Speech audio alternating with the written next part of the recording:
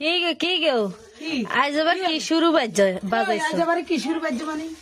ওরা আজ আবার ঘর রং করো মেস্তুরি আনে না রঙের মেস্তুরি আনছি তো মেস্তুরি মানে রং বরং করে বুঝুনি তো অনেক গেছে কোন কালে আবার আইয়ে না